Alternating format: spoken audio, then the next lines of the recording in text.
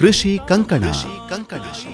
ಸಮಗ್ರ ಕೃಷಿ ಪದ್ಧತಿಗಳ ಅಳವಡಿಕೆ ಕುರಿತ ವಿನೂತನ ಪ್ರಾಯೋಜಿತ ಸರಣಿ ಕಾರ್ಯಕ್ರಮ. ಈ ಕಾರ್ಯಕ್ರಮದ ಪ್ರಾಯೋಜಕರು ಕೃಷಿ ಇಲಾಖೆ, ಹಾಸನ. ಆಲಿಸಿ ಕೃಷಿ ಕಂಕಣ. ನಮ್ಮೆಲ್ಲ ಪ್ರೀತಿಯ ರೈತ ಬಾಂಧವರಿಗೆ ನಮಸ್ಕಾರ. ಇಂದಿನ ಕೃಷಿ ಕಂಕಣ ಪ್ರಾಯೋಜಿತ ಬಾನುಲಿ ಸರಣಿ ಕಾರ್ಯಕ್ರಮಕ್ಕೆ ಪ್ರೀತಿಯ ಸ್ವಾಗತ. ರೈತ ಬಾಂಧವರೇ, ಇಂದಿನ ಈ ಕಾರ್ಯಕ್ರಮದಲ್ಲಿ ಸಸ್ಯಜನ್ಯ ಕೀಟನಾಶಕಗಳು ಈ ಕುರಿತಂತೆ ಹಾಸನದ ಕೃಷಿ ಇಲಾಖೆಯ ಜಂಟಿ ಕೃಷಿ ನಿರ್ದೇಶಕರಾದ ಡಾಕ್ಟರ್ ಪಿ ರಮೇಶ್ ಕುಮಾರ್ ಅವರೊಂದಿಗಿನ ಸಂದರ್ಶನವನ್ನು ಪ್ರಸಾರ ಮಾಡ್ತಿದ್ದೇವೆ. ರೈತ ಬಾಂಧವರೇ, ಕೃಷಿ ಕಂಕಣ ಪ್ರಾಯೋಜಿತ ಕಾರ್ಯಕ್ರಮ ಇದುವರೆಗೆ 18 ಕಂತುಗಳಲ್ಲಿ ಪ್ರಸಾರವನ್ನು ಕಂಡು ಇಂದು 19ನೆಯ ಕಾರ್ಯಕ್ರಮ ಬಿತ್ತರವಾಗ್ತಾ ಇದೆ. ಇನ್ನು ಬರುವ 2 ವಾರಗಳ ಕಾಲ ಕೃಷಿ ಕಂಕಣ ಕಾರ್ಯಕ್ರಮ ಪ್ರಸಾರವನ್ನು ಕಂಡು ಆಗಸ್ಟ್ ಮೊದಲನೇ ವಾರ ಅಂದರೆ ಆಗಸ್ಟ್ ತಿಂಗಳ 6ನೇ ತಾರೀಕಿಗೆ ಕೃಷಿ ಕಂಕಣ ಪ್ರಾಯೋಜಿತ ಬಾನುಲಿ ಸರಣಿ ಕಾರ್ಯಕ್ರಮ ಮುಕ್ತಾಯವಾಗುತ್ತೆ. ತಮ್ಮೆಲ್ಲರಿಗೂ ತಿಳಿದ ಹಾಗೆ ಕಾರ್ಯಕ್ರಮದ ಕಡೆಯಲ್ಲಿ ವಿಷಯಕ್ಕೆ ಪೂರಕವಾಗಿ ಒಂದು ಪ್ರಶ್ನೆಯನ್ನು ಕೇಳಲಾಗುತ್ತೆ. ಸರಿಯಾದಂತಹ ಉತ್ತರವನ್ನು ಬರುವ ಸೋಮವಾರದ ಒಳಗಾಗಿ ನಮ್ಮ ನಿಲಯವನ್ನು ತಲುಪುವ ಹಾಗೆ ಕಳುಹಿಸಿಕೊಡಿ. ಸರಿಯಾದಂತಹ ಉತ್ತರವನ್ನು ಬರೆದು ಕಳುಹಿಸುವ ವಿಜೇತ ಕೇಳುಗರಿಗೆ ಕೃಷಿ ಇಲಾಖೆ ವತಿಯಿಂದ ಬಹುಮಾನವನ್ನು ಕೂಡ ನೀಡಲಾಗುತ್ತೆ. ರೈತ ಬಾಂಧವರೇ, ಇಂದಿನ ಈ ಕಾರ್ಯಕ್ರಮದಲ್ಲಿ ಸಸ್ಯಜನ್ಯ ಕೀಟನಾಶಕಗಳ ಕುರಿತಂತೆ ಡಾಕ್ಟರ್ ಪಿ ರಮೇಶ್ ಕುಮಾರ್ ಅವರು ಸವಿಸ್ತರವಾಗಿ ವಿಚಾರಗಳನ್ನು ಹಂಚಿಕೊಂಡಿದ್ದಾರೆ. ಕಾರ್ಯಕ್ರಮವನ್ನು ಆಲಿಸಿಕೊಂಡು ಪ್ರಯೋಜನವನ್ನು ಮಾಡಿಕೊಳ್ಳಿ. ಆತ್ಮೀಯ ಕೇಳುಗರೆ, ತಮ್ಮೆಲ್ಲರಿಗೂ ನಮಸ್ಕಾರ. ಇವತ್ತಿನ ಕಾರ್ಯಕ್ರಮಕ್ಕೆ ಸ್ವಾಗತ. ಇವತ್ತಿನ ಕಾರ್ಯಕ್ರಮದಲ್ಲಿ ಸಸ್ಯಜನ್ಯ ಕೀಟನಾಶಕಗಳು ಈ ವಿಷಯಕ್ಕೆ ಸಂಬಂಧಪಟ್ಟ ಹಾಗೆ ನಾವು ಮಾತನಾಡ್ತಾ ಇದ್ದೇವೆ. ಇತ್ತೀಚಿನ ದಿವಸಗಳಲ್ಲಿ ನಾವು ಯಾವುದೇ ಬೆಳೆಯನ್ನು ಮಾಡಿದರೂ ಕೂಡ ಅಂತಹ ಬೆಳೆಯನ್ನು ಯಾವುದಾದ್ರೂ ರೋಗ ಅಥವಾ ಕೀಟ ಬಾಧಿಸುವಂಥದ್ದನ್ನು ಸಾಮಾನ್ಯವಾಗಿ ನೋಡ್ತಾ ಇದ್ದೇವೆ. ಇದಕ್ಕೆ ನಾವು ರಾಸಾಯನಿಕಗಳ ಮೊರೆಯನ್ನು ಹೋಗಿ ಕೀಟನಾಶಕ, ರೋಗನಾಶಕಗಳನ್ನು ಸಿಂಪಡಣೆಯನ್ನು ಮಾಡ್ತಾ ಇದ್ದೇವೆ. ಇದು ಪ್ರಕೃತಿಯ ಮೇಲೆ ಬಹಳ ವಿಪರೀತವಾದಂತಹ ಪರಿಣಾಮವನ್ನು ಉಂಟು ಮಾಡ್ತಾ ಇದೆ ಮತ್ತು ನಾವು ಸೇವನೆಯನ್ನು ಮಾಡ್ತಕ್ಕಂಥ ಆಹಾರದ ಮೇಲೂ ಕೂಡ ದುಷ್ಟ ಪರಿಣಾಮಗಳನ್ನು ಬೀರ್ತಾ ಇದೆ. ಇದರಿಂದ ಆರೋಗ್ಯ ಹಾಳಾಗುತ್ತೆ ಮತ್ತು ಅದನ್ನು ರಫ್ತು ಮಾಡಲಿಕ್ಕೆ ಸಾಧ್ಯವಾಗದ ಕಾರಣದಿಂದಾಗಿ ದೇಶದ ಆರ್ಥಿಕ ಆರೋಗ್ಯವೂ ಕೂಡ ಕೆಡ್ತಾ ಇದೆ. ಇದಕ್ಕೆ ಪರಿಹಾರವಾಗಿ ನಾವು ಈ ಸಸ್ಯಜನ್ಯ ಕೀಟನಾಶಕಗಳನ್ನು ಒಂದಷ್ಟು ಬಳಕೆಯನ್ನು ಮಾಡಬಹುದು. ಇದು ಬಹಳ ಮುಖ್ಯವಾಗಿ ಇವತ್ತು ಸಾವಯವ ಮತ್ತು ನೈಸರ್ಗಿಕ ಕೃಷಿ ಅಂತ ಹೇಳಿ ಏನಿದೆಯೋ ಇಲ್ಲಿ ಹೆಚ್ಚು ಉಪಯುಕ್ತವಾಗುವಂಥದ್ದನ್ನು ನಾವು ಗಮನಿಸಬಹುದು. ನಾವು ಏಕಾಏಕಿ ರಾಸಾಯನಿಕಗಳ ಮೊರೆ ಹೋಗೋದಕ್ಕಿಂತಲೂ ಕೂಡ ಈ ಸಸ್ಯಜನ್ಯ ಕೀಟನಾಶಕಗಳು ಯಾವ್ಯಾವುದು ಇದ್ದಾವೆ, ಇದನ್ನು ಎಲ್ಲಿ ಬಳಕೆಯನ್ನು ಮಾಡಬಹುದು ಅನ್ನುವಂಥದ್ದನ್ನು ತಿಳಿದುಕೊಂಡು ಅದರ ಒಂದು ಬಳಕೆಯನ್ನು ಮಾಡಿಕೊಂಡು ನಮ್ಮ ಪರಿಸರವನ್ನು ಮತ್ತು ನಮ್ಮ ಮಣ್ಣನ್ನು ಉಳಿಸಿಕೊಳ್ಳಿಕ್ಕೆ ಸಾಧ್ಯ ಆಗುತ್ತೆ. ಈ ನಿಟ್ಟಿನಲ್ಲಿ ಸಸ್ಯಜನ್ಯ ಕೀಟನಾಶಕಗಳ ಪರಿಚಯವನ್ನು ನಾವು ಇವತ್ತಿನ ಸಂಚಿಕೆಯಲ್ಲಿ ಮಾಡ್ತಾ ಇದ್ದೇವೆ. ಹೆಚ್ಚಿನ ಮಾಹಿತಿಯನ್ನು ಮಾಡಿಕೊಡ್ತಾ ಇದ್ದಾರೆ ಹಾಸನದ ಕೃಷಿ ಇಲಾಖೆಯ ಜಂಟಿ ಕೃಷಿ ನಿರ್ದೇಶಕರಾದ ಡಾಕ್ಟರ್ ಪಿ ರಮೇಶ್ ಕುಮಾರ್ ಅವರು. ಸರ್, ತಮಗೆ ನಮಸ್ಕಾರ, ಕಾರ್ಯಕ್ರಮಕ್ಕೆ ಸ್ವಾಗತ. ನಮಸ್ಕಾರ ಸರ್.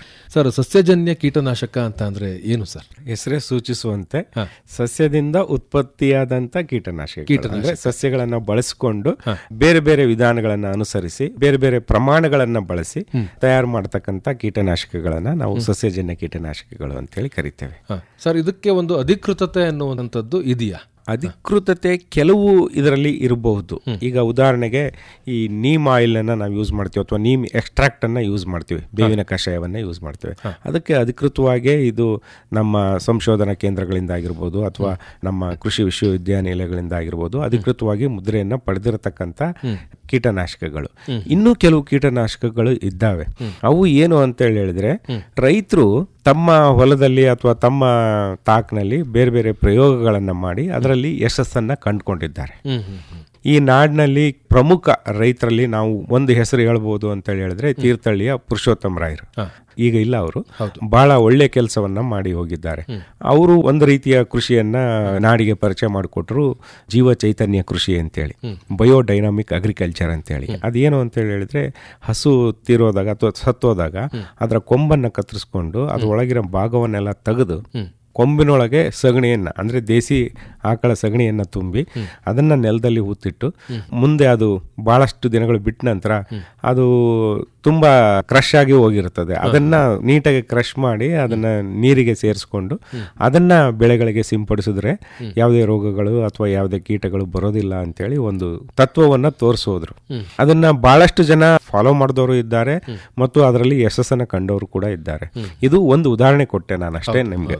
ಇದು ಬಹಳ ಫೇಮಸ್ ಇರೋದ್ರಿಂದ ಇದು ಜೀವ ಚೈತನ್ಯ ಕೃಷಿ ಉದಾಹರಣೆಯ ಮುಖಾಂತರ ತಮಗೆ ತಿಳಿಸಿದೆ. ಇದೇ ರೀತಿ ರೈತರು ಬೇರೆ ಬೇರೆ ಪ್ರಯೋಗಗಳನ್ನು ಮಾಡಿದ್ದಾರೆ. ಒಂದು ಏನು ಅಂತ ಹೇಳಿದ್ರೆ ಈ ಸಸ್ಯಜನ್ಯ ಕೀಟನಾಶಕಗಳನ್ನು ಉಪಯೋಗಿಸೋದ್ರಿಂದ ಇನ್ ಜನರಲ್ ನಾವೇನು ಮಾತಾಡ್ಬೋದು ಅಂತ ಹೇಳಿದ್ರೆ ಯಾವುದೇ ಒಂದು ಸಸ್ಯಕ್ಕೆ ಅದರದೇ ಆದ ಒಂದು ಡಿಫೆನ್ಸ್ ಮೆಕ್ಯಾನಿಸಮ್ ಅಂತ ಇರುತ್ತೆ, ಮನುಷ್ಯರಲ್ಲೂ ಇರುತ್ತೆ. ರೋಗ ನಿರೋಧಕ ಶಕ್ತಿ, ತಮ್ಮನ್ನ ತಾವು ಸಂರಕ್ಷಣೆ ಮಾಡತಕ್ಕಂತ ಒಂದು ವ್ಯವಸ್ಥೆ ಏನಿದೆ ಅದು ನಾವು ಡಿಫೆನ್ಸ್ ಮೆಕ್ಯಾನಿಸಮ್ ಅಂತ ಹೇಳಿ ಹೇಳ್ತೇವೆ. ಇದು ನಾವು ಸಸ್ಯಜನ್ಯ ಕೀಟನಾಶಕಗಳನ್ನು ಬಳಸೋದ್ರಿಂದ ಹೆಚ್ಚಿಗೆ ಆಗುತ್ತೆ ಅಂತ ಹೇಳಿ ಕಂಡುಕೊಂಡಿರ್ತಕ್ಕಂಥದ್ದು. ಬರೀ ಯಾವುದೋ ಒಂದು ಕೀಟವನ್ನ ಅಥವಾ ಯಾವುದೋ ಒಂದು ರೋಗವನ್ನ ನಿಯಂತ್ರಣ ಮಾಡೋದ್ರ ಜೊತೆಗೆ ನಮ್ಮ ಒಂದು ಏನು ಸಂರಕ್ಷಣಾ ವ್ಯವಸ್ಥೆ ಇದೆ ಸಸಿಯ ಒಳಗಡೆ ಅಥವಾ ಮನುಷ್ಯನ ಒಳಗಡೆ ನಾವೇನು ಮಾತಾಡ್ತೀವಿ ಆ ವ್ಯವಸ್ಥೆಯನ್ನ ಇನ್ನೂ ಗಟ್ಟಿತನಗೊಳಿಸುತ್ತೆ ಅಂತೇಳಿ ಅಂತ. ಹಂಗಾಗಿ ಈ ಸಸ್ಯಜನ್ಯ ಕೀಟನಾಶಕಗಳನ್ನು ಬಳಸಬಹುದು. ಇದನ್ನ ನಾವು ಕಂಡುಕೊಂಡಿದ್ದೀವಿ. ಕೆಲವನ್ನ ವಿಶ್ವವಿದ್ಯಾನಿಲಯದಿಂದ ಮಾನ್ಯತೆ ಪಡೆದೇ ಬಂದಿದ್ದಾವೆ, ಕೆಲವು ರೈತರ ಪ್ರಾಕ್ಟೀಸ್ನಿಂದ ಬಂದಿದ್ದಾವೆ. ಸರ್, ಈ ಒಂದು ಸಂದರ್ಭದಲ್ಲಿ ಈ ಸಸ್ಯಜನ್ಯ ಕೀಟನಾಶಕಗಳ ಬಗ್ಗೆ ನಾವು ಮಾತನಾಡ್ತಕ್ಕಂಥದ್ದು ಯಾಕೆ ಅಂತ ಹೇಳಿ, ಈಗ ಇವತ್ತಿನ ಪರಿಸ್ಥಿತಿಯೊಳಗೆ ನಾವು ಯಾವ ಹಂತಕ್ಕೆ ಬಂದು ತಲುಪಿದ್ದೀವಿ ಅನ್ನೋದು ತಮ್ಗೆ ಗೊತ್ತಿದೆ. ಬಹಳಷ್ಟು ನಾವು ಸಾವಯವ ಕೃಷಿ ಬಗ್ಗೆ ಮಾತಾಡ್ತಾ ಇದ್ದೇವೆ, ನೈಸರ್ಗಿಕ ಕೃಷಿ ಬಗ್ಗೆ ಮಾತಾಡ್ತಾ ಇದ್ದೇವೆ. ಅಂದ್ರೆ ಈಗ ಒಂದು ಅರ್ಥದಲ್ಲಿ ನಾವು ನಮ್ಮ ಭೂಮಿಯನ್ನ ಬರಡು ಮಾಡಿ ಅಟ್ಲೀಸ್ಟ್ ಈಗ ಕೊನೆಯ ಪ್ರಯತ್ನದಲ್ಲಿ ಅದನ್ನ ಮತ್ತೆ ನಾವು ಮರಳಿ ಪುನರುಜ್ಜೀವ ಮಾಡಬೇಕು, ಅದನ್ನ ಒಂದು ಹೊಸ ಚೈತನ್ಯವನ್ನ ನಮ್ಮ ಭೂಮಿಗೆ ನಮ್ಮ ಮಣ್ಣಿಗೆ ಕೊಡಬೇಕು ಅಂತಕ್ಕಂಥ ಒಂದು ಪ್ರಯತ್ನ ನಡೀತಾ ಇದೆ. ಆ ನಿಟ್ಟಿನೊಳಗೆ ನಾವು ಸಸ್ಯಜನ್ಯ ಕೀಟನಾಶಕಗಳನ್ನು ಬಳಸಬೇಕು ಅಂತ. ಇನ್ನೊಂದೇನಾಗಿದೆ ನಿಮಗೆ ಗೊತ್ತಿದೆ, ಪರಿಸರ. ಒಂದು ಪರಿಸರದಲ್ಲಿ ಏನೆಲ್ಲ ಜೀವ ವೈವಿಧ್ಯತೆಗಳು ಇರಬೇಕು ಅದು ಇರಲೇಬೇಕು ಅಂತೇಳಿ ಅಂತ. ಒಂದು ಪರಿಸರ ಆಗಬೇಕು ಅಂತ ಹೇಳಿದ್ರೆ ಈಗ ಉದಾಹರಣೆಗೆ ಹೇಳ್ತೀವಿ 5 ಲಕ್ಷ ಬಗೆಯ ಸಸ್ಯಗಳು ಮಾನವ ತಿನ್ನಲಿಕ್ಕೆ ಯೋಗ್ಯವಾಗಿದ್ದಾವೆ ಅಂತೇಳಿ ಓದಿದ್ದೇವೆ ನಾವು. ಆದ್ರೆ ಈಗ ನಾವು ಅದನ್ನ ಒಂದು ಪಟ್ಟಿ ಮಾಡ್ತಾ ಹೋದ್ರೆ ಬಹುಶಃ ಒಂದು 500 ಪಟ್ಟಿ ಮಾಡೋದು ಕಷ್ಟ ಆಗ್ಬೋದು ನಮಗೆ. ಹಂಗಾಗಿ ಇದು ಎಲ್ಲೋ ಕಳ್ಕೊಂಡಿದ್ದೀವಿ ಅಂತ. ಇದೊಂದೇ ಅಂತಲ್ಲ, ಈಗ ಸುಮಾರು 7,000 ಬಗೆಯ ಹಾವುಗಳಿದ್ದಾವೆ ಅಂತ. ನಮ್ಗೇನೋ ಒಂದು 10 ಬಗೆಯ ಹಾವುಗಳನ್ನ ಇವತ್ತು ಮಾಡಿ ಏನೋ ಹೇಳ್ಬೋದು ಅಷ್ಟೇ. ಇನ್ನು ಮಿಕ್ಕಿದ್ದೆಲ್ಲ ಎಲ್ಲೋಯ್ತು ಅಂತೇಳಿ ಹೇಳಿದ್ರೆ ಈ ನಮ್ಮ ಒಂದು ಏನು unscientific management of the soil ಅಥವಾ ನಾವು ಬಳಸ್ತಕ್ಕಂಥ ವಿಧಾನ ಆಗಿರ್ಬೋದು, ನಾವು ನಮ್ಮ ಮಣ್ಣನ್ನು ಬಳಸ್ಕೊಂಡಿರ್ತಕ್ಕಂಥ ವಿಧಾನ ಆಗಿರ್ಬೋದು, ಅಥವಾ ನಾವು ಅನುಸರಿಸಿರ್ತಕ್ಕಂಥ ಕೃಷಿ ಆಗಿರ್ಬೋದು, ಇದರ ಮುಖಾಂತರ ನಾವೇನ್ ಮಾಡಿದ್ದೇವೆ, ಜೀವ ವೈವಿಧ್ಯತೆಯನ್ನ ನಾಶ ಮಾಡಿದ್ದೇವೆ. ಆ ಕಾರಣಕ್ಕಾಗಿ ನಾವು ಈಗ ಮತ್ತೊಂದಿಷ್ಟು ನಾವು ಇಂಪಾರ್ಟೆನ್ಸ್ ಕೊಡಲೇಬೇಕಾದಂಥ ಹಂತಕ್ಕೆ ಬಂದು ತಲುಪಿದ್ದೇವೆ. ಯಾಕೆ ಅಂತ ಹೇಳಿದ್ರೆ ಒಂದು ಜೀವ ವೈವಿಧ್ಯತೆ ಇಲ್ಲ ಅಂತ ಹೇಳಿದ್ರೆ ಭೂಮಿಯೇ ಇಲ್ಲ ಅಂತ. ಭೂಮಿ ತಾಯಿಗೆ ಎಲ್ಲರೂ ಇರಬೇಕು, ಎಲ್ಲರೂ ಮಕ್ಕಳು ಸಮಾನ. ಅದು ಆಕ್ಚುಲಿ ನಾವೇನು ಅಂತ ಹೇಳಿದ್ರೆ ನಮಗೆ ಅಪಾಯವನ್ನ ಅಥವಾ ನಮಗೆ ಅಪಕಾರವನ್ನ ತಂದುಕೊಡ್ತಕ್ಕಂಥ ಕೆಲವು ಕ್ರಿಮಿಗಳನ್ನ ಹತೋಟಿಗೆ ತಂದ್ಕೋಬೇಕೋ ಹೊರತು ಒಂದು ಎಕನಾಮಿಕ್ ಥ್ರೆಶೋಲ್ಡ್ ಲೆವೆಲ್ ಅಂತೇಳಿ ಹೇಳ್ತೀವಿ, ಆರ್ಥಿಕ ನಷ್ಟವನ್ನ ಉಂಟು ಮಾಡದಂತೆ ನಾವು ಅವುಗಳನ್ನ ನಿಯಂತ್ರಣ ಮಾಡಬೇಕು, ತಡಿಬೇಕೋ ಹೊರತು ಯಾವುದೋ ಜೀವಿನ ಕೊಲ್ಬಿಡ್ತೀನಿ ಅಂತೇಳಿ ಹೊರಡೋದಲ್ಲ ಅದು. ಯಾವೆಲ್ಲ ಬಗೆಯ ಈ ಒಂದು ಸಸ್ಯಜನ್ಯ ಕೀಟನಾಶಕಗಳು ಇದ್ದಾವೆ ಸರ್, ಅದರ ಒಂದು ಪರಿಚಯವನ್ನ ಮಾಡಿಕೊಡಿ. ಈಗ ಬೇರೆ ಬೇರೆ ಪ್ರಮಾಣವನ್ನು ಬಳಸಿ ಬೇರೆ ಬೇರೆ ಸಸ್ಯಜನ್ಯ ಕೀಟನಾಶಕಗಳನ್ನು ರೈತರು ತಯಾರು ಮಾಡಿದ್ದಾರೆ ಮತ್ತು ವಿಜ್ಞಾನ ಮಟ್ಟದಲ್ಲೂ ಕೂಡ ಆಗಿದೆ. ಅದರಲ್ಲಿ ಒಂದು ಬ್ರಹ್ಮಾಸ್ತ್ರ ಅಂತೇಳಿ. ಈಗ ಬ್ರಹ್ಮಾಸ್ತ್ರ ತಯಾರಿಕೆಗೆ ಬೇಕಾಗುವಂತ ಪದಾರ್ಥಗಳು ಯಾವ್ಯಾವು ಅಂತೇಳಿ ಹೇಳಿದ್ರೆ 5 ಕಿಲೋಗ್ರಾಂ ಬೇವಿನ ಎಲೆ ಬೇಕು, 2 ಕಿಲೋಗ್ರಾಂ ಹಾಗಲಕಾಯಿಯ ಎಲೆ, 2 ಕಿಲೋಗ್ರಾಂ ಲಕ್ಕಿ ಸೊಪ್ಪಿನ ಎಲೆ, 2 ಕಿಲೋಗ್ರಾಂ ಔಡಲದ ಎಲೆ, 2 ಕಿಲೋಗ್ರಾಂ ಪೇರಲದ ಎಲೆ, 2 ಕಿಲೋಗ್ರಾಂ ಪಾರ್ಥೇನಿಯಂ ಎಲೆ, 2 ಕಿಲೋಗ್ರಾಂ ಹೊಂಗೆ ಎಲೆ, 2 ಕಿಲೋಗ್ರಾಂ ಸೀತಾಫಲ ಎಲೆ, 2 ಕಿಲೋಗ್ರಾಂ ಲಂಟಾನ ಎಲೆ ಮತ್ತು 2 ಕಿಲೋಗ್ರಾಂ ದತ್ತೂರಿ ಎಲೆ, 2 ಕಿಲೋಗ್ರಾಂ ದಾಳಿಂಬೆ ಎಲೆ. ಈಗ ನಾನು ನಿಮಗೆ 11 ಬಗೆಯ ಎಲೆಗಳನ್ನ ಮತ್ತು ಈ ಸಸ್ಯಗಳನ್ನ ತಿಳಿಸಿದ್ದೇನೆ. ಈ 11 ಎಲೆಗಳ ಪೈಕಿ ನಿಮಗೆ ಲಭ್ಯ ಆಗುವಂತ ಯಾವುದಾದ್ರೂ 5 ಬಗೆಯ ಎಲೆಗಳನ್ನ ತಕ್ಕೊಂಡು 40ರಿಂದ 50 ಕಿಲೋಗ್ರಾಂ ಆಗೋಷ್ಟು ಒಂದಿಷ್ಟು ರುಬ್ಕೋಬೇಕು. ಅದನ್ನ ಆಕ್ಚುಲಿ ನೀರಿನಲ್ಲಿ ನೀಟಾಗಿ ರುಬ್ಕೋಬೇಕು. ಆಮೇಲೆ ಅದನ್ನ ಏನ್ ಮಾಡಬೇಕು ಅಂತ ಹೇಳಿದ್ರೆ ಅದನ್ನ ಒಂದು ಚಟ್ನಿ ರೂಪಕ್ಕೆ ತಂದು ಅದನ್ನ ಕುದಿಸ್ಬೇಕು. ಆಕ್ಚುಲಿ ಎಲ್ಲಿ ತನಕ ಕುದಿಸ್ಬೇಕು, 15 ಲೀಟರ್ ದ್ರಾವಣಕ್ಕೆ ಬರೋ ತನಕ ಕುದಿಸ್ಬೇಕು. ಇದನ್ನ ಕುದಿಸಾದ್ಮೇಲೆ ಅದನ್ನ ಬಟ್ಟೆಯಲ್ಲಿ ಸೋಸ್ಕೊಂಡು ತಂಪಾಗೋದಕ್ಕೆ ಬಿಟ್ಟು ಇದನ್ನ 3 ತಿಂಗಳ ಕಾಲ ನಾವು ಶೇಖರಿಸಿಡಬಹುದು. ಇದನ್ನ ಒಮ್ಮೆ ಇದನ್ನ ನಾವು ತಯಾರು ಮಾಡ್ಕೊಂಡ್ರೆ 3 ತಿಂಗಳ ಕಾಲ ನಾವು ಇದನ್ನ ಬಳಸಬಹುದು. ಇದನ್ನ ಹೆಂಗೆ ಬಳಸಬೇಕು ಅಂತ ಹೇಳಿದ್ರೆ, ಪ್ರತಿ ಲೀಟರ್ ನೀರಿಗೆ, ಅಂದ್ರೆ ನಾವೇನು ಕ್ಯಾನಲ್ಲಿ ಹಾಕೊಂಡು ಹೊಡಿತೀವಲ್ಲ ಅದರಲ್ಲಿ 20 to 30 ml ಇದನ್ನ ಸೇರಿಸಬೇಕು. ಇದನ್ನ ಸೇರಿಸ್ಕೊಂಡು ನಾವು ಎಸ್ಪೆಷಲಿ ಈ ಹುಳಗಳು ಫಸ್ಟಿಗೆ ತತ್ತಿಯನ್ನೇ ಇಡ್ತಾವೆ. ಅದನ್ನ ಆಕ್ಚುಲಿ ಫಸ್ಟ್ ಸ್ಟೇಜ್ ಎಲ್ಲಿಂದ ಇನ್ಫೆಕ್ಷನ್ ಸ್ಟಾರ್ಟ್ ಆಗುತ್ತೆ ಅಂತ ಹೇಳಿದ್ರೆ ತತ್ತಿಗಳನ್ನ ಇಟ್ಟಿರ್ತವೆ. ಆ ತತ್ತಿಗಳನ್ನ ನಾಶಪಡಿಸೋದಕ್ಕಾಗಿರ್ಬೋದು, ಪ್ರಮುಖವಾಗಿ ರಸ ಇರೋ ಕೀಟಗಳನ್ನ ನಾಶಪಡಿಸೋದಕ್ಕೆ, ಅಥವಾ ಹಣ್ಣು ಕೊರೆಯುವ ಕೀಟಗಳು ಎಲ್ಲಾದ್ರೂ ಕಂಡು ಬಂತು ಅಂತ ಹೇಳಿದ್ರೆ ಆ ಥರದ ಕೀಟಗಳನ್ನ ನಾಶಪಡಿಸೋದಕ್ಕೆ ಈ ಬ್ರಹ್ಮಾಸ್ತ್ರವನ್ನ ಬಳಸ್ಬೋದು. ಮತ್ತೊಮ್ಮೆ ಬೇಕಾದ್ರೆ ರೈತರು ನೋಟ್ ಮಾಡ್ಕೊಳ್ಳೋದಿದ್ರೆ ಅವರ ಸಲುವಾಗಿ ಮತ್ತೊಮ್ಮೆ ನಾನು ಇದನ್ನ ರಿಪೀಟ್ ಮಾಡ್ತೇನೆ.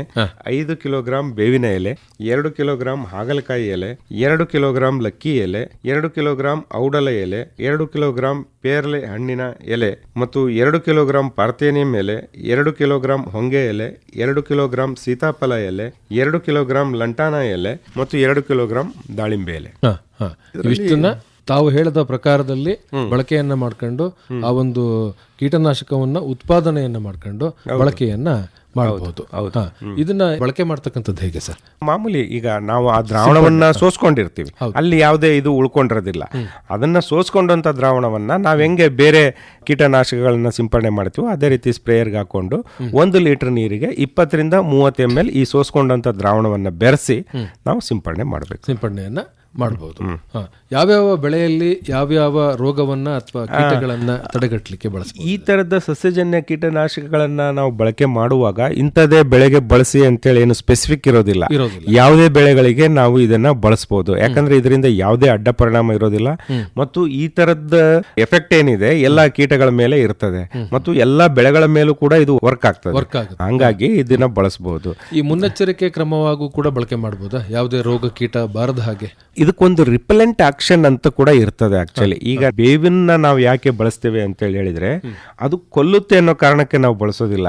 ಅದು ಒಂದು ರೀತಿಯ ರಿಪೆಲೆಂಟ್ ಆಕ್ಷನ್, ಅಂದ್ರೆ ಅದು ಹತ್ರಕ್ಕೆ ಹೋಗದ ರೀತಿನಲ್ಲಿ ಮಾಡುತ್ತದೆ ಆಕ್ಚುಲಿ. ಆ ಕಾರಣಕ್ಕೆ ನಾವು ಬೇವನ್ನ ಬಳಸ್ತೇವೆ ಆಕ್ಚುಲಿ.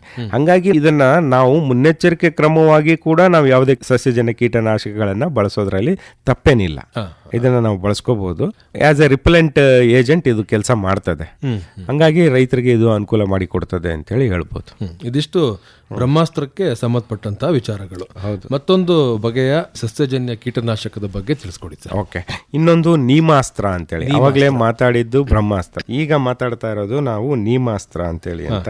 ಇದಕ್ಕೆ ಬೇಕಾಗಿರ್ತಕ್ಕಂಥದ್ದು ಬೇವಿನ ಎಲೆಗಳು 5 kg, ಗೋಮೂತ್ರ 5 ಲೀಟರ್, ಹಸುವಿನ ಸಗಣಿ 1 kg ಮತ್ತು ನೀರು 100 ಲೀಟರ್. ಇದನ್ನ ಏನ್ ಮಾಡಬೇಕು ಅಂತ ಹೇಳಿ 5 kg ಬೇವಿನ ಹಣ್ಣುಗಳು ಏನಿರ್ತವೆ ಅವುಗಳನ್ನ ತೆಗೆದುಕೊಂಡು ಅವನ್ನ ಒಣಗಿಸಿ ಚೆನ್ನಾಗಿ ಪುಡಿ ಮಾಡ್ಕೋಬೇಕು. ಇದು ಮೊದಲನೇದು. ಇದನ್ನ ಏನ್ ಮಾಡ್ಬೇಕು, ಈ ಪುಡಿಯನ್ನ 100 ಲೀಟರ್ ನೀರಿನಲ್ಲಿ ಸೇರಿಸ್ಕೋಬೇಕು. ಅದಾದ ನಂತರ ಏನ್ ಮಾಡಬೇಕು, 5 ಲೀಟರ್ ಗೋಮೂತ್ರವನ್ನ ಇದಕ್ಕೆ ಸೇರಿಸ್ಬೇಕು. 48 ಗಂಟೆಗಳ ಕಾಲ ಇದನ್ನ ಮುಚ್ಚಿಡಬೇಕು. ಆಮೇಲೆ ದಿನಕ್ಕೆ ಸುಮಾರು 3 ಬಾರಿ ಇದನ್ನ ಕಡ್ಡಿಯಿಂದ ತಿರುಗಿಸ್ತಾ ಬರ್ಬೇಕು. ಆಮೇಲೆ ಇದನ್ನ ಬಟ್ಟೆಯಿಂದ ಶೋಧನೆ ಮಾಡ್ಕೋಬೇಕು, ಅಂದ್ರೆ ಬಟ್ಟೆಯಿಂದ ಸೋಸ್ಕೋಬೇಕು. ಅದನ್ನ ಈ 200 ಲೀಟರ್ ದ್ರಾವಣ ಏನು ತಯಾರಾಗ್ತದೆ ಇದನ್ನ ನೇರವಾಗಿ ನಾವು ಸಿಂಪಡಣೆ ಮಾಡ್ಬೇಕು. ನೇರವಾಗಿ ಸಿಂಪಡಣೆ ಮಾಡೋದಕ್ಕೆ ಅವಕಾಶ ಇದೆ. ಇದನ್ನು ನಾವು ಕೂಡ ಏನು ಅಂತ ಹೇಳಿದ್ರೆ, ಈ ಸಣ್ಣ ಮರಿಗಳಿರ್ತವೆ, ತುಂಬಾ ಕೀಟ ದೊಡ್ಡದಾದ ಮೇಲೆ ಈ ತರದನ್ನ ಬಳಸಿ ನಿಯಂತ್ರಣ ಮಾಡೋದು ಕಷ್ಟ. ಇದು ರೈತರು ತಿಳ್ಕೊಬೇಕು. ಇದನ್ನ ಸಣ್ಣ ಹಂತದಲ್ಲಿದ್ದಾಗ ಕೀಟಗಳು ಈ ನೀಮಾಸ್ತ್ರವನ್ನು ಉಪಯೋಗಿಸಿ ನಾವು ಕೀಟಗಳನ್ನ ನಿಯಂತ್ರಣ ಮಾಡಬಹುದು, ಬಾರದ ಹಾಗೆ ತಡಿಬಹುದು. ಇದನ್ನು ಕೂಡ ಎಲ್ಲಾ ತರದ ಬೆಳೆಗಳಲ್ಲೂ ಕೂಡ ಎಲ್ಲಾ ತರದ ಬೆಳೆಗಳಲ್ಲಿ ನಾವು ಇದನ್ನ ಉಪಯೋಗಿಸಬಹುದು. ಆಕ್ಚುಲಿ ಇದು ಏನು ಅಂತ ಹೇಳಿದ್ರೆ, ಇಲ್ಲಿ ನಾವು ಬಳಸ್ತಕ್ಕಂತ ಸಗಣಿ ಏನಿದೆ ಇದು ಪ್ರಮುಖವಾದಂತದ್ದು. ಇದು ಬರೀ ಕೀಟನಾಶಕವಾಗಿ ಅಷ್ಟೇ ಕೆಲಸ ಮಾಡೋದಿಲ್ಲ. ಇದು ನಿಮ್ಗೆ ಒಂದು ಸೋರ್ಸ್ ಆಫ್ ನ್ಯೂಟ್ರಿಯೆಂಟ್, ಅಂದ್ರೆ ಪೋಷಕಾಂಶದ ರೀತಿನಲ್ಲೂ ಕೂಡ ಕೆಲಸ ಮಾಡ್ತದೆ. ಹಂಗಾಗಿ ಈ ಕಾಲೋನಿ ಫಾರ್ಮೇಶನ್ ಯೂನಿಟ್ ಅಂತೇಳಿ ಲೆಕ್ಕ ಹಾಕ್ತೀವಿ. ಆಕ್ಚುಲಿ 1 ಗ್ರಾಮ್ ಸಗಣಿ ಒಳಗೆ ಕಾಲೋನಿ ಫಾರ್ಮೇಶನ್ ಯೂನಿಟ್ ಎಷ್ಟಿರ್ತದೆ ಅಂತೇಳಿ ಹೇಳಿದ್ರೆ, ಸುಮಾರು ಕಿಲಾರಿ ಆಕಳಿನ ಸಗಣಿಯನ್ನು ತಕೊಂಡ್ರೆ 291 ಇರ್ತದೆ. ದೇವಣಿ ಆಕಳಲ್ಲಿ 286, ಅದೇ HF ಹಸುಗಳನ್ನು ನಾವು ತಕೊಂಡ್ರೆ ಈ ರೀತಿಯ CFU per gram of sample ಅಂತೇಳಿ ಹೇಳ್ತೇವೆ. ಇದು ನಮಗೆ 86 ಇರ್ತದೆ, ಜರ್ಸಿ ಹಸುವಿನಲ್ಲಿ 32 ಇರ್ತದೆ. ಹಂಗಾಗಿ ಮಾತಾಡುವಾಗ ಯಾವುದೇ ನೈಸರ್ಗಿಕ ಕೃಷಿಯನ್ನು ಮಾತಾಡುವಾಗ ಅಥವಾ ಸಾವಯವ ಕೃಷಿ ಬಗ್ಗೆ ಮಾತಾಡುವಾಗ ಎಲ್ಲರೂ ಯಾಕೆ ದೇಸಿ ತಳಿಗಳನ್ನು ಸಾಕಿ ಅದರ ಸಗಣಿಯನ್ನು ಬಳಸಿ ಅಂತೇಳಿ ಯಾಕೆ ಹೇಳ್ತಾರೆ ಅಂತೇಳಿ ಹೇಳಿದ್ರೆ, ವೈಜ್ಞಾನಿಕವಾಗಿ ಏನ್ ರೀಸನ್ ಇದೆ ಅಂತೇಳಿ ಹೇಳಿದ್ರೆ, CFU per gram of sample ಅಂದ್ರೆ colony forming unit per gram of sample ಏನಿದೆ, ಕಿಲಾರಿ ಆಕಳಲ್ಲಿ 291 ಇದ್ದಿದ್ದು ಜರ್ಸಿ ಹಸುವಿನಲ್ಲಿ ಕೇವಲ 32 ಇರುತ್ತೆ. ಹಾಗಾಗಿ CFU ಬಗ್ಗೆ ಇನ್ನೊಂಚೂರು ವಿವರವಾಗಿ ಹೇಳಿ ಸರ್, ಅದೇನು, ಅದ್ರದ ಮಹತ್ವ ಏನು ಅಂತ ಹೇಳ್ಬಿಟ್ಟು ತಿಳಿಸ್ಕೊಡಿ ಸರ್. ಓಕೆ, ಈಗ ಸಗಣಿ ಯಾಕೆ ನಾವು ಬಳಸ್ತೀವಿ ಅಂತ ಹೇಳಿದ್ರೆ, ಅದರಲ್ಲಿ ಸೂಕ್ಷ್ಮಾಣು ಜೀವಗಳು ಇರ್ತವೆ. ಈ ಸೂಕ್ಷ್ಮಾಣು ಜೀವಗಳು ಮಣ್ಣಿನಲ್ಲಿ ಬೆರೆತು ಮಣ್ಣಿನಲ್ಲಿ ಪೋಷಕಾಂಶಗಳು ದೊರೆಯೋ ರೀತಿನಲ್ಲಿ ಮಾಡ್ತವೆ ಅಂತ ಹೇಳಿ. ಮಣ್ಣಿನಲ್ಲಿ ಕರಗದಲ್ಲೇ ಇರ್ತಕ್ಕಂಥ ಅಂಶ ಕೂಡ ಇರ್ತದೆ ಆಕ್ಚುಲಿ, ಅದನ್ನ ಲಿಗ್ನಿನ್ ಅಂಶ ಅಂತೇಳಿ ಹೇಳ್ತೇವೆ. ಅದನ್ನ ಬ್ರೇಕ್ ಮಾಡ್ತಕ್ಕಂಥದ್ದು ಅಥವಾ ಅದನ್ನ ತುಂಡರಿಸಿ ಪೋಷಕಾಂಶಗಳು ದೊರೆಯುವಂತೆ ಮಾಡ್ತಕ್ಕಂಥದ್ದು ಇದೇ ಸೂಕ್ಷ್ಮಾಣು ಜೀವಿಗಳು. ಓಕೆ, ಇದು ಒಂದು. ಎರಡನೇದು, ಮಣ್ಣಿನಲ್ಲಿ ನೀರನ್ನ ಹಿಡಿದಿಟ್ಕೊಳ್ತಕ್ಕಂಥ ಅಂಶ ಯಾವ್ದಾದ್ರಿಂದ ಹೆಚ್ಚಿಗೆ ಆಗುತ್ತೆ ಅಂತ ಹೇಳಿದ್ರೆ ಈ ಸೂಕ್ಷ್ಮಾಣು ಜೀವಿಗಳಿಂದ ಹೆಚ್ಚಿಗೆ ಆಗ್ತದೆ ಆಕ್ಚುಲಿ. ಈ ರೀತಿಯಿಂದ ನಾವು ಸಗಣಿಯನ್ನ ಯಾವ ರೀತಿಯಲ್ಲಿ ನೋಡಬೇಕು ವೈಜ್ಞಾನಿಕವಾಗಿ ಅಂತ ಹೇಳಿದ್ರೆ, ಈ ಸೂಕ್ಷ್ಮಾಣು ಜೀವಿಗಳು ಎಷ್ಟಿದ್ದಾವೆ, 1 ಗ್ರಾಮ್ನಲ್ಲಿ ಎಷ್ಟಿದೆ, ಅದನ್ನ ಲೆಕ್ಕ ಹಾಕೋ ವಿಧಾನ ಯಾವುದು ಅಂತ ಹೇಳಿದ್ರೆ CFU colony forming unit per gram of sample ಅಂತ ಹೇಳಿ. 1 ಗ್ರಾಮ್ ಅಲ್ಲಿ ಎಷ್ಟಿದ್ದಾವೆ ಆ ಥರ ಕಾಲೋನಿಗಳು, ಅದನ್ನೇ ನಾನು ನಿಮ್ಗೆ ಹೇಳಿದ್ದು. ಕಿಲಾರಿ ಆಕಳಲ್ಲಿ 291 ಕಾಲೋನಿಗಳು ಕಂಡು ಬಂದ್ರೆ, ಜರ್ಸಿ ಆಕಳಲ್ಲಿ ಇದು ಕೇವಲ 32 ಕಂಡು ಬರ್ತದೆ ಅಂತ ಹೇಳಿ ಅಂತ. ಅದ್ರ ಅರ್ಥ ಈಗ ಧಾರವಾಡ ಎಮ್ಮೆನಲ್ಲಿ ಕೇವಲ 33 ಇದೆ. ಧಾರವಾಡ ಎಮ್ಮೆ ಸಗಣಿಯಲ್ಲಿ ಈ ರೀತಿಯ CFU per gram of sample ಏನಿದೆಯಲ್ಲ ಅದು ಕೇವಲ 33 ಇದೆ. ಅದೇ ಹಳ್ಳಿಕಾರು ಎತ್ತಿನಲ್ಲಿ ಇದು 250 ಕಂಡು ಬರ್ತದೆ. ಹಂಗಾಗಿ ಸ್ವಲ್ಪ ಮಾತಾಡುವಾಗ ದೇಸಿ ತಳಿಗಳ ಸಗಣಿಯನ್ನ ಬಳಸಿ ಅಂತೇಳಿ ಇದ್ರ ಬಗ್ಗೆ ಸಾಕಷ್ಟು ಪ್ರಚಾರವನ್ನು ಕೊಡ್ತಕ್ಕಂಥದ್ದು ಅಥವಾ ಇದ್ರ ಬಗ್ಗೆ ಇಂಪಾರ್ಟೆನ್ಸ್ ಅನ್ನು ಕೊಡ್ತಕ್ಕಂಥದ್ದು ನಮ್ಮ ರೈತರು ಮಾಡ್ತಾ ಇದ್ದಾರೆ. ಇದು CFU ಅನ್ನುವಂಥದ್ದು ಅಂತ ಅಂದ್ರೆ ತಾವು ಹೇಳುವ ಪ್ರಕಾರ ಏನು ಸ್ವಲ್ಪ ಸ್ಥಳೀಯ ತಳಿಗಳು ಅಂತ ಹೇಳಿರುತ್ತಾ, ಇದರ ಸಗಣಿಯಲ್ಲಿ ಅಥವಾ ಗಂಜಲದಲ್ಲಿ ಇದರ ಪ್ರಮಾಣ ಜಾಸ್ತಿ ಇರುತ್ತೆ. ಹಾಗಾಗಿ ಅದನ್ನ ಈ ಸಂದರ್ಭಗಳಲ್ಲಿ ಬಳಕೆ ಮಾಡ್ತಕ್ಕಂಥದ್ದು ಹೆಚ್ಚು ಪರಿಣಾಮಕಾರಿಯಾಗಿ ಇರುತ್ತೆ ಅನ್ನುವಂಥದ್ದು. ಹಾಗಾಗಿ ಈ ನೀಮಾಸ್ತ್ರದಲ್ಲಿ ಸಗಣಿಯನ್ನ ಸೇರಿಸಿ ಯಾಕೆ ಮಾಡಿದ್ದಾರೆ ಅಂತ ಹೇಳಿದ್ರೆ, ಎರಡೂ ಒಟ್ಟೊಟ್ಟಿಗೆ ಬಳಸ್ತಕ್ಕಂಥ ಕೆಲಸ ಅದು ಆಕ್ಚುಲಿ. ಈ ಪ್ಲಾಂಟ್ ಡಿಫೆನ್ಸ್ ಮೆಕ್ಯಾನಿಸಮ್ ಅಂತೇಳಿ ಮಾತಾಡಿದೆ ನಾನು ಅವಾಗಲೇ ಮಾತಾಡುವಾಗ. ಈ ಪ್ಲಾಂಟ್ ಡಿಫೆನ್ಸ್ ಮೆಕ್ಯಾನಿಸಮ್ ಹೆಚ್ಚಿಗೆ ಆಗೋದಕ್ಕೆ ಇಲ್ಲಿ ಈ ಕಾಲೋನಿ ಏನಿದ್ದಾವೆ ಅಂದ್ರೆ ಸಗಣಿಯಲ್ಲಿ ಇರ್ತಕ್ಕಂಥ ಸೂಕ್ಷ್ಮಾಣು ಜೀವಿಗಳು ಏನಿದ್ದಾವೆ ಅವು ಹೆಚ್ಚಿಗೆ ಮಾಡ್ತವೆ, ಕಾರಣ ಆಗ್ತವೆ. ಆ ಕಾರಣಕ್ಕೆ ಇಲ್ಲಿ ಸಸ್ಯಜನ್ಯ ಕೀಟನಾಶಕವನ್ನ ಬಳಸುವಾಗ ಅದೊಂದು ಅಡ್ವಾಂಟೇಜ್ ನಮಗೆ. ಆ ತರದನ್ನು ಬೆರಕೆ ಮಾಡಿಕೊಂಡು ನಾವು ಬಳಸ್ಬೋದು. ಇದಿಷ್ಟು ನೀಮಾಸ್ತ್ರಕ್ಕೆ ಸಂಬಂಧಪಟ್ಟಂತಹ ವಿಚಾರಗಳು. ಅದನ್ನ ಹೇಗೆ ನಾವು ತಯಾರಿಯನ್ನ ಮಾಡಬಹುದು, ಅದಕ್ಕೆ ಏನೆಲ್ಲ ಬೇಕಾಗುತ್ತೆ, ಎಲ್ಲಿ ಬಳಕೆಯನ್ನ ಮಾಡಬಹುದು ಅನ್ನುವಂಥದ್ದು. ಮತ್ತೊಂದು ನೀಮಾಸ್ತ್ರದ ರೀತಿಯಲ್ಲಿ ಅದರ ಬಗ್ಗೆ ಮತ್ತೊಂದು ಈಗ ಅಗ್ನಿ ಅಸ್ತ್ರ ಅಂತೇಳಿ. ಇದಕ್ಕೆ ನಮಗೆ ಬೇಕಾದಂಥ ಪದಾರ್ಥಗಳು ಯಾವುವು ಅಂತೇಳಿ ರೈತರಿಗೆ ತಿಳಿಸ್ಬಿಡ್ತೇನೆ, ನೋಟ್ ಮಾಡ್ಕೊಳ್ಳಿ. ಬೇವಿನ ಎಲೆ 5 kg, ಹಸಿ ಮೆಣಸಿನಕಾಯಿ 1/2 kg, ಬೆಳ್ಳುಳ್ಳಿ 1/2 kg, ಗೋಮೂತ್ರ 20 ಲೀಟರ್. ಸಾಧ್ಯ ಆದ್ರೆ ದೇಸಿ ತಳಿ ಗೋಮೂತ್ರ. ಇದರ ಅರ್ಥ ಬೇರೆ ಗೋಮೂತ್ರವನ್ನು ಬಳಸಬಾರ್ದು ಅಂತೇನಿಲ್ಲ. ಅದರಿಂದ ಅಡ್ವಾಂಟೇಜ್ ಏನಿದೆ ನಾವು ಮಾತಾಡಿದ್ದೇವೆ, ಅದನ್ನ ಬಳಸಿದ್ರೆ ಒಳ್ಳೇದು. ಬಟ್ ಇದು ಲಭ್ಯ ಇಲ್ಲ ಅಂತ ಹೇಳಿದ್ರೆ ಜರ್ಸಿ ತಳಿದು HF ತಳಿದು ಬಳಸಬಹುದು. ಇದನ್ನ ತಯಾರಿಸೋ ವಿಧಾನ ಏನು ಅಂತ ಹೇಳಿದ್ರೆ, 20 ಲೀಟರ್ ಗೋಮೂತ್ರವನ್ನ ತೆಗೆದುಕೊಂಡಿದ್ದೇವೆ, ಜೊತೆಗೆ ಒಂದು 5 kg ಬೇವಿನ ಹಸಿರು ಎಲೆಗಳನ್ನ ನಾವು ಅದಕ್ಕೆ ಸೇರಿಸಿದ್ದೇವೆ. ಮತ್ತೆ ಇದಕ್ಕೆ 1/2 kg ಪುಡಿ ಮಾಡಿದಂತ ಹಸಿ ಮೆಣಸಿನಕಾಯಿ ಅಂದ್ರೆ ಜಜ್ಜಿ ಇದು ಮಾಡಿದಂತ ಹಸಿ ಮೆಣಸಿನಕಾಯಿಯನ್ನ ಸೇರಿಸ್ತೇವೆ. ಜೊತೆಗೆ ಇದಕ್ಕೆ 1/2 kg ಪುಡಿ ಮಾಡಿದಂತ ಬೆಳ್ಳುಳ್ಳಿಯನ್ನು ಕೂಡ ಸೇರಿಸ್ತೇವೆ.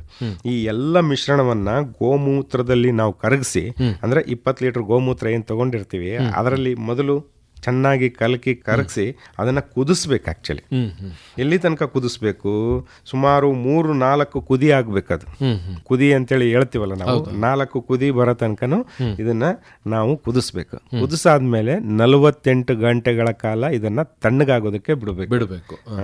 ನಂತರ ಈ ಬಟ್ಟೆಯಿಂದ ಸೋಸ್ಕೋಬೇಕಿದೆ, ಈ ದ್ರಾವಣವನ್ನು ಬಟ್ಟೆಯಿಂದ ಸೋಸ್ಕೊಂಡು, ಈಗ ಸೋಸ್ಕೊಂಡ ಮೇಲೆ ಇದು ಸಿದ್ಧ ಆಗಿದೆ ಬಳಸೋದಕ್ಕೆ ಅಂತೇಳಿ ಅಂತ ಮತ್ತೆ 1 ಲೀಟರ್ ನೀರಿಗೆ 20 20-30 ml ನಷ್ಟು ಏನು ನಾವು ಈ ಸಿದ್ಧಪಡಿಸ್ಕೋತೀವಲ್ಲ ದ್ರಾವಣವನ್ನು ಅದನ್ನು ಸೇರಿಸಿ ನಾವು ಬೆಳೆಗಳಿಗೆ ಬಳಸ್ಬೋದು. ಓಕೆ, ಇದನ್ನ ಸ್ವಲ್ಪ ದೊಡ್ಡ ಹುಳುಗಳು ಆದ್ಮೇಲೂ ಸಹಿತ ಬಳಸೋದಕ್ಕೆ ಅವಕಾಶ ಇದೆ. ಅಂದ್ರೆ ಇದು ನಿಯಂತ್ರಣ ಮಾಡುತ್ತೆ ಅಂತ ಹೇಳಿ ಅಂತ. ಇದರಲ್ಲಿ ಬೆಳ್ಳುಳ್ಳಿ ಮತ್ತು ಹಸಿಮೆಣಸಿನಕಾಯಿ, ಗೋಮೂತ್ರ ಇವುಗಳನ್ನ ನಾವು ಬಳಕೆ ಮಾಡೋದ್ರಿಂದ ಸ್ವಲ್ಪ ದೊಡ್ಡ ಮರಿ ಹುಳುಗಳು ಆಗಿರ್ಬೋದು ಅಥವಾ ಈ ಫಸ್ಟ್ ಇನ್ಸ್ಟಾರ್ ಸೆಕೆಂಡ್ ಇನ್ಸ್ಟಾರ್ ಅಂತೇಳಿ ಹೇಳ್ತಾ ಬರ್ತೀವಿ. ಆಕ್ಚುಲಿ ಲಾರ್ವಲ್ ಸ್ಟೇಜ್ ಸ್ವಲ್ಪ ಹುಳುಗಳು ದೊಡ್ಡವಾಗಿದ್ದಾವೆ ಅಂತ ಅಂದ್ರೂ ಸಹಿತ ಅವುಗಳಿಗೆ ನಾವು ಇದನ್ನ ಬಳಸಬಹುದು. ಪ್ರಮುಖವಾಗಿ ಈ ಗಿಡಗಳ ಕಾಂಡಗಳನ್ನ ಕೊರಿತಕ್ಕಂತ ಕೀಟಗಳು ಏನಿದ್ದಾವೆ ಅದಕ್ಕೆ ಇದು ಬಹಳ ಪರಿಣಾಮಕಾರಿಯಾಗಿ ಕೆಲಸ ಮಾಡ್ತದೆ. ಸಾಮಾನ್ಯವಾಗಿ ಎಲ್ಲ ಬೆಳೆಗಳಲ್ಲೂ ಕೂಡ ಇಲ್ಲ ಇಂಥ ಬೆಳೆಗೆ ಬಳಸೋಂಗಿಲ್ಲ ಅಂತೇಳಿ ಹೇಳಕ್ ಬರೋದಿಲ್ಲ. ಯಾವ್ದಾದ್ರು ಬೆಳೆ ಇರ್ಬೋದು ಅದನ್ನ ನಾವು ಇದನ್ನ ಬಳಸ್ಕೊಂಡು ಮಾಡಬಹುದು. ಈ ಅನೇಕರು ಗೋಮೂತ್ರವನ್ನು ಕೂಡ ಸಿಂಪಡಣೆ ಮಾಡುವಂತದ್ದನ್ನ ನೋಡ್ತಾ ಇದ್ದೇವೆ ಸರ್ ನಾವು. ಅದು ಸಸ್ಯಜನ್ಯ ಆಗೋದಿಲ್ಲ, ಪ್ರಾಣಿಜನ್ಯ ಆಗುತ್ತೆ.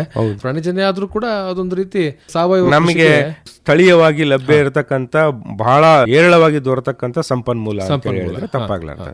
ಗೋಮೂತ್ರವನ್ನ ಎಲ್ಲೆಲ್ಲಿ ಹೇಗೆ ಬಳಕೆ ಮಾಡಬಹುದು ಸರ್? ಗೋಮೂತ್ರವನ್ನ ನಾವು ಏನ್ ಮಾಡಬಹುದು ಅಂತ ಹೇಳಿದ್ರೆ ಈ ಲಘು ಪೋಷಕಾಂಶಗಳನ್ನ ನಾವ್ ಏನು ಬಳಸ್ತೇವೆ ಅದರ ಬದಲಾಗಿ ಗೋಮೂತ್ರಗಳನ್ನ ಬಳಸಿ ನಾವು ಲಘು ಪೋಷಕಾಂಶಗಳನ್ನ ಆ ಮೂಲಕ ಕೊಡೋ ಪ್ರಯತ್ನವನ್ನ ಮಾಡಬಹುದು.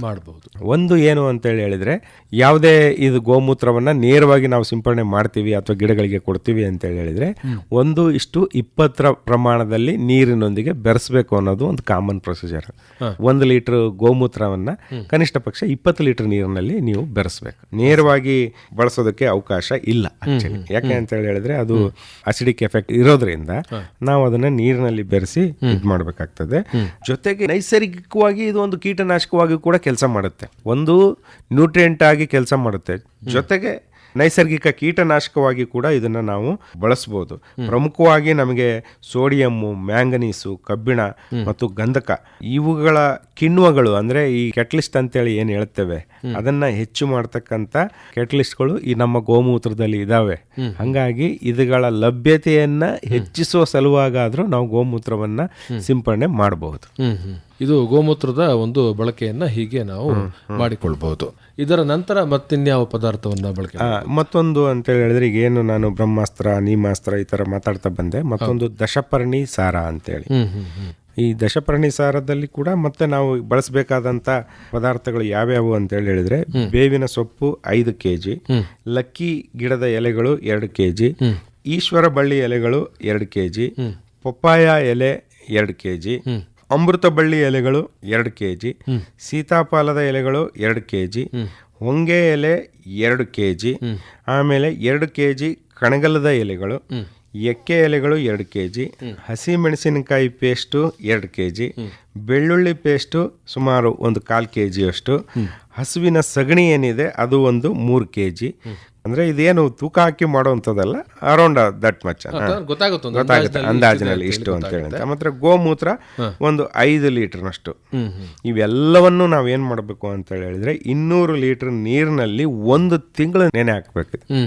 5 ಲೀಟರ್ ಇವೇನ್ ನಾನು ನಿಮ್ಗೆ ಹೇಳಿದೆ ಇವೆಲ್ಲವನ್ನ 200 ಲೀಟರ್ ನೀರಿನಲ್ಲಿ 1 ತಿಂಗಳು ನೆನೆ ಹಾಕ್ಬೇಕು. ಮತ್ತೆ ಪ್ರತಿ ದಿವಸ ಅದನ್ನ 3 ಬಾರಿ ನಿಯಮಿತವಾಗಿ ಅಲ್ಲಾಡಿಸ್ತಾ ಇರಬೇಕು. ಅಂದ್ರೆ ಒಂದು ರೊಟೇಟ್ ಮಾಡ್ತಾ ಇರಬೇಕು. ಒಂದು ಕಡ್ಡಿಯನ್ನು ತಗೊಂಡು ಒಂದು ಕೋಲನ್ನು ತಗೊಂಡು ರೊಟೇಟ್ ಮಾಡಬೇಕು. ಅದಾದ್ಮೇಲೆ ಏನು ಬರ್ತದೆ ಅದನ್ನ ನಾವು ಸೋಸಿ ತೆಗೆಯುವಂಥದ್ದು ಅಷ್ಟೇ.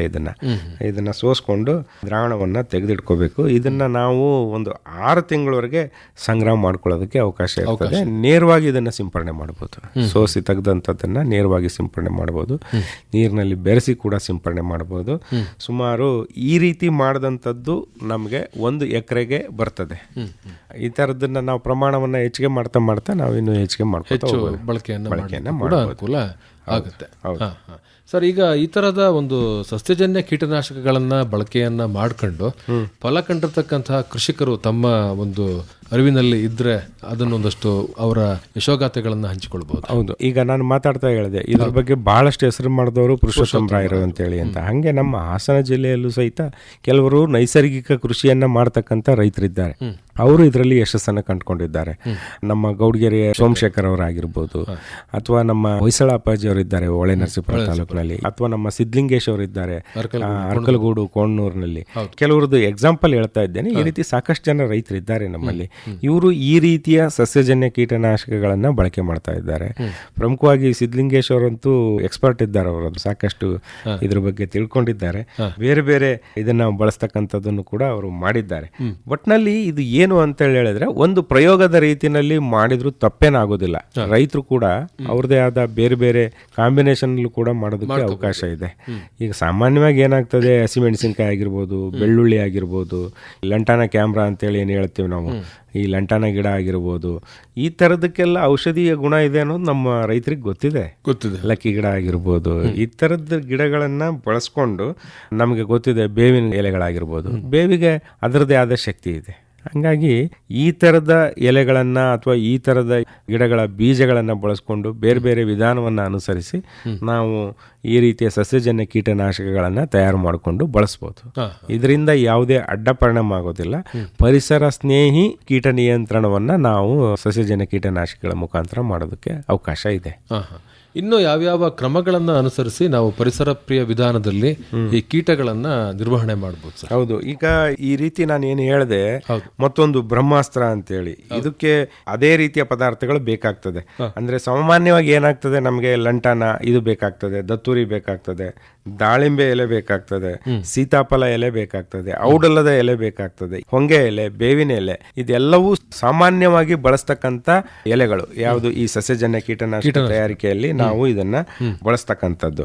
ಇದನ್ನ ಏನು ಅಂತ ಹೇಳಿದ್ರೆ, ಒಂದು ಗಂಜಲದಲ್ಲಿ ಬೆರೆಸಿ ತಯಾರು ಮಾಡ್ತಕ್ಕಂಥದ್ದು ಒಂದು ವಿಧಾನ ಆಗಿರ್ಬೋದ್ರೆ, ಮತ್ತೊಂದು ವಿಧಾನ ಏನು ಅಂತ ಹೇಳಿದ್ರೆ ನೇರವಾಗಿ ಕುದಿಸಿ, ಪ್ರಮಾಣ ಕಡಿಮೆ ಆಗೋ ಮಟ್ಟ ತನಕ ನಾವು ಅದನ್ನ ಕುದಿಸಿ ಸೋಸ್ಕೊಂಡು ನೇರವಾಗಿ ಬಳಸ್ತಕ್ಕಂಥದ್ದು. ಸಾಮಾನ್ಯವಾಗಿ ಈ ರೀತಿಯ ದ್ರಾವಣವನ್ನ ನಾವು ಯಾವುದನ್ನೇ ತಯಾರು ಮಾಡ್ಕೊಳ್ಳಿ, ಸುಮಾರು ಒಂದು 20-30 ml ನಷ್ಟು ಪ್ರತಿ ಲೀಟರ್ಗೆ ಸೇರಿಸ್ಕೊಂಡು ಬಳಸೋದ್ರಿಂದ ಬಹಳ ನೈಸರ್ಗಿಕ ಸ್ನೇಹಿತ ಕೃಷಿಯನ್ನ ನಾವು ಮಾಡೋದಕ್ಕೆ ಸಾಧ್ಯ ಇದೆ. ಸಸ್ಯಜನ್ಯ ಕೀಟನಾಶಕ ಆಗಿರ್ಬೋದು ಸರ್, ಸಸ್ಯಜನ್ಯ ಪೋಷಕಾಂಶಗಳಾಗಿರ್ಬೋದು, ಇವುಗಳ ಬಗ್ಗೆ ಅಂತಿಮವಾಗಿ ನಮ್ಮ ಕೇಳುಗರಿಗೆ ತಾವು ಏನು ಹೇಳಲಿಕ್ಕೆ ಇಷ್ಟಪಡ್ತೀರಿ? ಒಂದು ಏನಾಗಿದೆ, ಕೀಟ ಬಂದಿದೆ ಅಂದ ತಕ್ಷಣ ನಮ್ಮ ರೈತರು ನೇರವಾಗಿ ಅತಿ ಹೆಚ್ಚು ಪರಿಣಾಮಕಾರಿ ಆಗ್ತಕ್ಕಂಥ ಕೆಮಿಕಲ್ನ ಅಥವಾ ಬಹಳ ಅಪಾಯಕಾರಿಯಾದಂಥ ಕೆಮಿಕಲ್ನ ಮೊದಲನೇ ಬಾರಿಗೆ ಬಳಸ್ತಾರೆ. ಈಗ ಒಂದು ಕೀಟ ಇದೆ ಅಂತೇಳಿ ಹೇಳಿದ್ರೆ ಎಮಾಮೆಕ್ಟಿನ್ ಬೆಂಜೋಯೇಟನ್ನು ಬಳಸ್ಬಿಡೋದು. ಅದು ಕೊನೆಗ ಯಾವತ್ತೋ ಒಂದ್ ದಿವಸ ಆಗ್ಬೇಕಾದ ಆಕ್ಚುಲಿ, ತೀರಾ ಎಲ್ಲೂ ನಿಯಂತ್ರಣ ಆಗ್ತಾ ಇಲ್ಲ ಅಂತ ಅಂದಾಗ ಬಳಸ್ತಕ್ಕಂಥದ್ದು.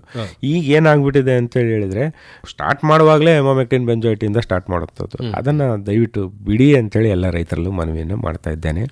ಪ್ರಮುಖವಾಗಿ ಈ ರಸ ಹೀರುವಂಥ ಕೀಟಗಳು ಏನಾಗಿರ್ಬೋದು, ಕಾಂಡ ಕೊರೆಯುವಂಥ ಕೀಟಗಳಾಗಿರ್ಬೋದು, ಮತ್ತು ಈ ಫಸ್ಟ್ ಇನ್ಸ್ಟಾರ್ಸ್ ಸೆಕೆಂಡ್ ಇನ್ಸ್ಟಾರ್ಸ್ ಅಂತೇಳಿ ಹೇಳ್ತೇವೆ, ಅಂದರೆ ಈ ಮರಿ ಹುಳಗಳು ಏನಾಗಿರ್ಬೋದು, ಇವುಗಳನ್ನು ಬಹಳ ಪರಿಣಾಮಕಾರಿಯಾಗಿ ನಾವು ಸಸ್ಯಜನ್ಯ ಕೀಟನಾಶಕಗಳನ್ನು ಬಳಸಿ ನಿಯಂತ್ರಣ ಮಾಡೋದಕ್ಕೆ ಅವಕಾಶ ಇದೆ, ಸಾಧ್ಯ ಕೂಡ ಇದೆ. ಹಂಗಾಗಿ ನಮ್ಮ ರೈತರು ಈ ಸಸ್ಯಜನ್ಯ ಕೀಟನಾಶಕಗಳನ್ನ ತಯಾರು ಮಾಡ್ಕೊಳ್ಳೋದನ್ನ ಕಲ್ತ್ಕೋಬೇಕು. ಇದಕ್ಕೇನು ಖರ್ಚು ಕೂಡ ಇಲ್ಲ. ಈಗ ಏನೋ ಹೋಗಿ ಬಹಳ ರೇಟ್ ಅನ್ನ ಕೊಟ್ಟು ತರಬೇಕು. ಎಷ್ಟು ಕೆಮಿಕಲ್, ಕೆಲವರೆಲ್ಲ 3,000 ರೂಪಾಯಿ ಲೀಟರ್, 4,000 ರೂಪಾಯಿ ಲೀಟರ್ ಇರ್ತಕ್ಕಂಥ ಹೋಗಿ ತಗೊಂಡ್ಬರ್ತಾರೆ. ಅಷ್ಟು ಖರ್ಚು ಮಾಡಿ ತರೋ ಬದಲು ಮೊದಲು ಇದನ್ನ ಪ್ರಯೋಗ ಮಾಡಿ ಅಂತೇಳಿ ನಾನು ಕೇಳ್ತೇನೆ. ಆಕ್ಚುಲಿ ಪ್ರಯೋಗ ಮಾಡಿ ಇದು ನಿಯಂತ್ರಣಕ್ಕೆ ಬರದಲೇ ಇಲ್ಲ ಆಗ್ತಾನೆ ಇಲ್ಲ ಅಂದಾಗ ನೋಡೋಣ, ಅದು ಆಮೇಲೆ ಮುಂದಿನ ಹೆಜ್ಜೆ ಏನು ಅಂತೇಳಿ ಯೋಚನೆ ಮಾಡೋಣ. ಮೊದಲನೇ ಹಂತದಲ್ಲೇ ನೀವು ಎಮಾಮೆಕ್ಟಿನ್ ಬೆಂಜೋಯೇಟ್ ಹೊಡಿತಕ್ಕಂಥದ್ದು ಅಥವಾ ಇನ್ಯಾವುದೋ ಕೊರಾಜೆನ್ ಹೊಡಿತಕ್ಕಂಥದ್ದು, ಈ ರೀತಿಯ ಹೆಚ್ಚು ರಾಸಾಯನಿಕ ಹೊಂದಿರತಕ್ಕಂಥ ಕೀಟನಾಶಕಗಳನ್ನ ಬಳಸೋದನ್ನ ನಿಲ್ಲಿಸಿ ಅಂತೇಳಿ ಕೇಳ್ತಾ ಇದ್ದೇನೆ. ಆಕ್ಚುಲಿ ಇವನ್ ಆ ಕೆಮಿಕಲ್ ಅನ್ನು ಬಳಸುವಾಗಲೂ ಸಹಿತ ಸಣ್ಣ ಪ್ರಮಾಣದಿಂದ ಸ್ಟಾರ್ಟ್ ಮಾಡಬೇಕು. ಉದಾಹರಣೆಗೆ ಈ ತತ್ತಿ ಹಂತದಲ್ಲೇ ನಾವು ಪ್ರೊಫೆನೋಫಾಸ್ ಅನ್ನ ಬಳಸೋದ್ರಿಂದ ಆ ತರದನ್ನ ನಿಯಂತ್ರಣ ಮಾಡಬಹುದು. ಆ ರಾಸಾಯನಿಕಗಳನ್ನ ಬಳಸೋದನ್ನೇ ಕಡಿಮೆ ಮಾಡಿಬಿಟ್ಟಿದ್ದಾರೆ. ಇನ್ನು ಸ್ಟಾರ್ಟ್ ಆಗೋದೇ ದೊಡ್ಡ ಪ್ರಮಾಣದ ಕೆಮಿಕಲ್ ಇಂದ, ಅದನ್ನ ಕಡಿಮೆ ಮಾಡಬೇಕು ಅಂತೇಳಿ. ಯಾಕೆ ಅಂತೇಳಿ ಹೇಳಿದ್ರೆ, ಒಮ್ಮೆ ಈ ತರದ ಕೆಮಿಕಲ್ಗಳಿಗೆ ನಮ್ಮ ಕೀಟಗಳು ರೆಸಿಸ್ಟೆನ್ಸ್ ಪವರ್ನ ಅಂದ್ರೆ ನಿರೋಧಕ ಶಕ್ತಿಯನ್ನ ಮಾಡ್ಕೊಂಡು ಅಂತೇಳಿ ಹೇಳಿದ್ರೆ, ಮುಂದೆ ಅವುಗಳ ನಿಯಂತ್ರಣ ಮಾಡೋದಕ್ಕೆ ಅದಕ್ಕಿಂತ ಹೆಚ್ಚು ಪರಿಣಾಮಕಾರಿಯಾಗಿ ಕೆಲಸ ಮಾಡತಕ್ಕಂಥ ರಾಸಾಯನಿಕವನ್ನು ಹುಡುಕ್ಬೇಕಾಗುತ್ತೆ. ಮತ್ತೆ ಒನ್ಸ್ ಅಗೈನ್ ಅದು ನಮ್ಮ ಹೆಲ್ತಿನ ಮೇಲೆ, ನಮ್ಮ ಮಣ್ಣಿನ ಮೇಲೆ, ಪರಿಸರದ ಮೇಲೆ ದುಷ್ಪರಿಣಾಮ ಬೀರುತ್ತೆ. ಹಾಗಾಗಿ ಇದನ್ನ ಬಳಸೋದನ್ನ ಕಡಿಮೆ ಮಾಡಿ ಪ್ರಾಮಾಣಿಕವಾಗಿ ಮೊದಲನೇ ಪ್ರಯತ್ನವನ್ನು ನೀವು ಸಸ್ಯಜನ್ಯ ಕೀಟನಾಶಕಗಳ ಮುಖಾಂತರ ಮಾಡಿ ಪರಿಸರ ಸ್ನೇಹಿ ಕೃಷಿಗೆ ನೀವು ಕೂಡ ನಿಮ್ಮ ಸಹಾಯವನ್ನು ಮಾಡಿ ಅಥವಾ ನೀವು ಕೂಡ ಇದಕ್ಕೆ ಕೊಡುಗೆಯನ್ನು ನೀಡಿ ಅಂತೇಳಿ ಎಲ್ಲ ರೈತರಲ್ಲೂ ಮನವಿಯನ್ನು ಮಾಡ್ತಾ ಇದ್ದೇನೆ. ಸರ್, ಸಸ್ಯಜನ್ಯ ಕೀಟನಾಶಕಗಳ ಬಗೆಗಿನ ಹೆಚ್ಚಿನ ಮಾಹಿತಿಗಾಗಿ ತಮ್ಮನ್ನು ಸಂಪರ್ಕ ಮಾಡ್ತಕ್ಕಂಥದ್ದು? ಹೌದು, ನನ್ನನ್ನು ನೇರವಾಗಿ ಜಂಟಿ ಕೃಷಿ ನಿರ್ದೇಶಕರ ಕಚೇರಿ ಸಂತೆಪೇಟೆ ಸರ್ಕಲ್ ಹಾಸನ ಇಲ್ಲಿ ಬಂದರೆ ನಾನು ಲಭ್ಯ ಇರ್ತೇನೆ.